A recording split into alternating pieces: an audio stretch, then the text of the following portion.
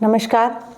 भगवद गीता की इस जर्नी में आपका बहुत बहुत स्वागत। भगवद गीता बाई आशा इस चैनल पर भगवद गीता के संस्कृत के श्लोकों की हिंदी में व्याख्या की जाती है और हमारा पूरा हो चुका है भगवद गीता का अध्याय प्रथम।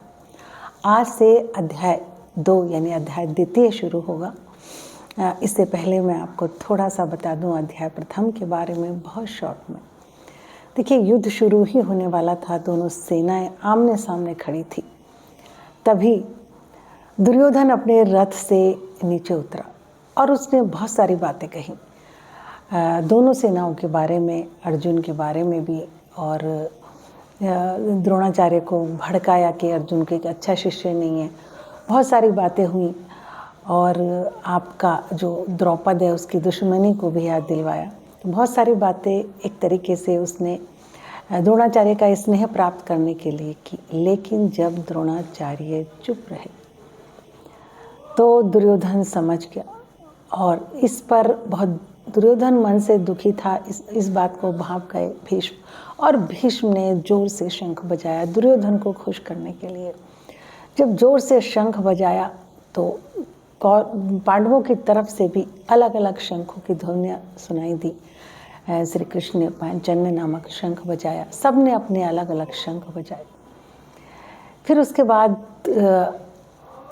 उस वक्त बहुत वीर था अर्जुन। अर्जुन ने कहा कि बहुत क्रोध था उसके अंदर, लेकिन उसने एक बात कही कि हे केशव, मेरे इस रथ को आप दोनों सेनाओं के बीच खड़ा कर दीजिए। मैं इनको देखना चाहता हूँ, इन अन्यायियों को, और जो अन्यायी पापी इसका साथ देने आए हैं दुर्योधन को, एक बार मैं उनको देखना चाहता हूँ।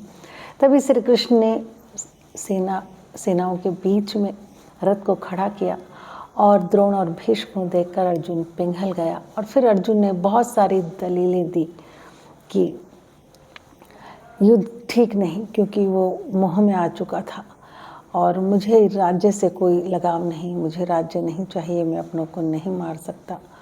बहुत सारी बातें उसने और बहुत टाइप की दलीलें दी अर्जुन ने। अब पिछले श्लोकों में, अध्याय 2 के पिछले लास्ट श्लोकों में अर्जुन ने अपने धनुष बाण को रख दिया और कहा कि मैं युद्ध नहीं करूँगा और ये लोग मैं हाथ नहीं उठाऊंगा, शस्त्र नहीं चलाऊंगा, ये चलाएंगे, लेकिन ये लोग मुझे मार भी देंगे तो यही मेरे लिए हित होगा। अब श्री कृष्ण मुस्कुराए और देखा, सोच रहे हैं श्री कृष्ण। अब अध्याय 2 का ये पहला श्लोक है जिसमें भी श्री कृष्ण देख रहे हैं अर्जुन की हालत। तथा कृपया अविष्ठम तम विषीदंतम, मतलब कायरता को प्राप्त अर्जुन आज इतना जो धुरंधर था, धनंजय था, वो कैसे उसके अंदर कायरता दिखाई दे रही थी श्री कृष्ण को, और वो बहुत विषाद और दुख में था इस वक्त।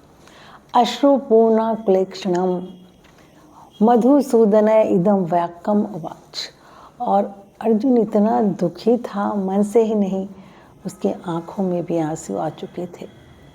अश्रुपूर्णा क्लेक्षणम, और जिससे वो देख नहीं पा रहा था। आपने देखा होगा जब आंखें भर आती हैं तो हम देख नहीं सकते, धुंधला हो जाता है आंखों के सामने।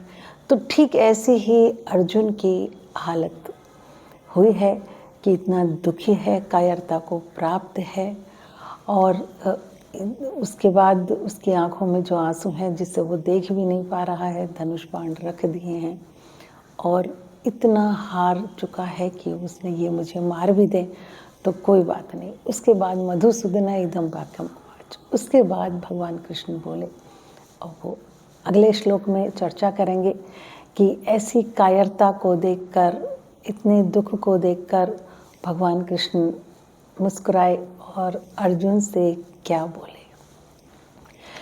जो लोग मेरे चैनल पर नए हैं प्लीज़ सब्सक्राइब कर लीजिए, और आप लोगों को वीडियो अगर पसंद आती है तो प्लीज़ शेयर ज़रूर करें और लाइक ज़रूर करें। नमस्कार।